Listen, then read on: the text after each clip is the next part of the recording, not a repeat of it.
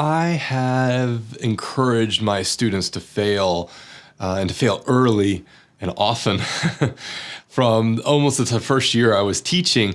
And I hadn't really connected the dots yet between my own personal philosophy on failure, what I was kind of advocating for my students to do, and this concept that I was introduced to more recently, this concept of failing forward.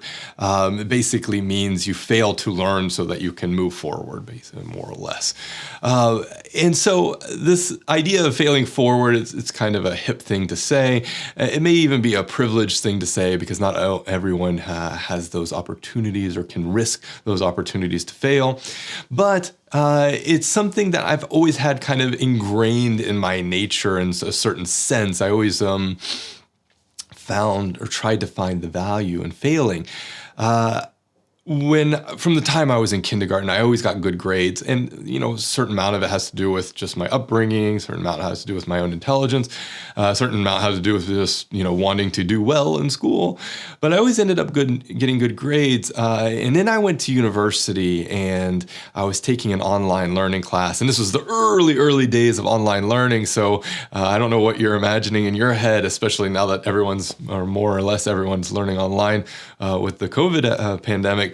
But the online learning, that class that I was taking, was as basic as you could imagine. It was just more or less learning management system. I think we were using Blackboard, one of the earliest versions of Blackboard.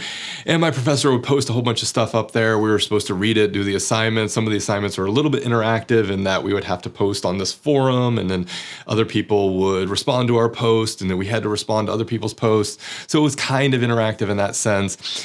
But, and I don't even remember the course subject. It was something in the social sciences.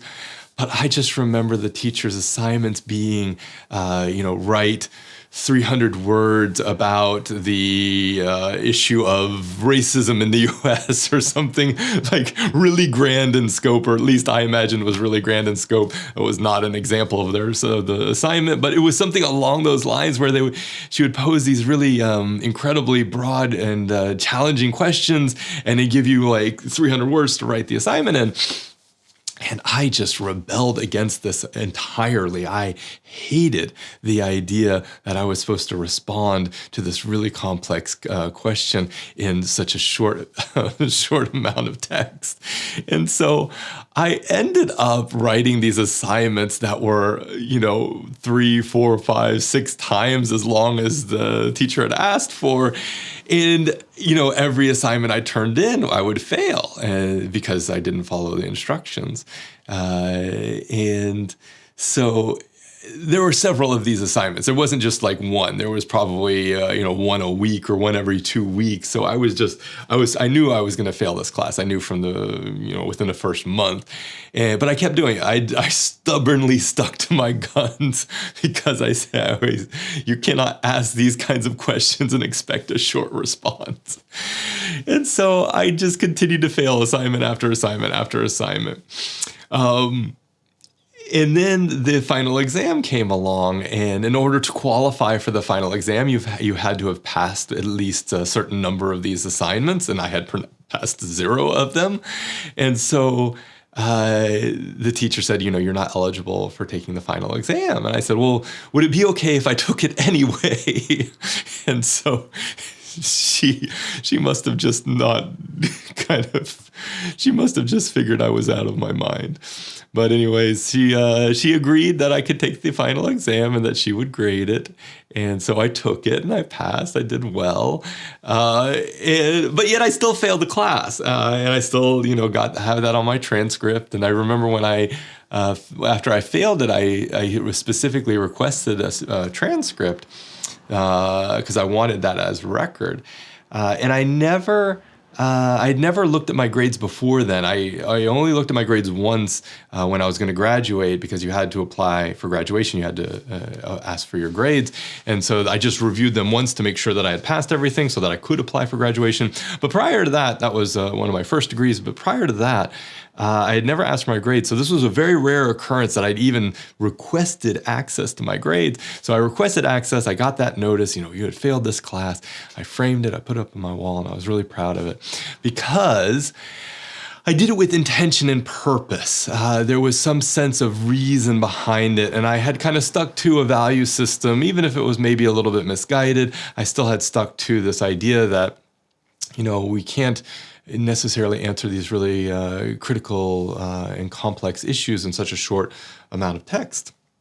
It still seems, in retrospect, a little bit silly, but I think the point was that I failed with intention, but I learned from that process, and I learned how to become better at adhering to the, I guess you could say, the rules, or adhering to the requirements of an assignment. I got better at choosing my battles because there was no reason for me to fail that class. Like, I could have passed it easily, but I chose that hill to die on, and of course I did. And it taught me also the importance, many, many years later, it taught me the importance of writing clearly and concisely. And now I preach that to my students all the time. And I actually give my students also assignments that are probably that aggravating, where they have to put these complex issues into a very short period, a very short piece of writing.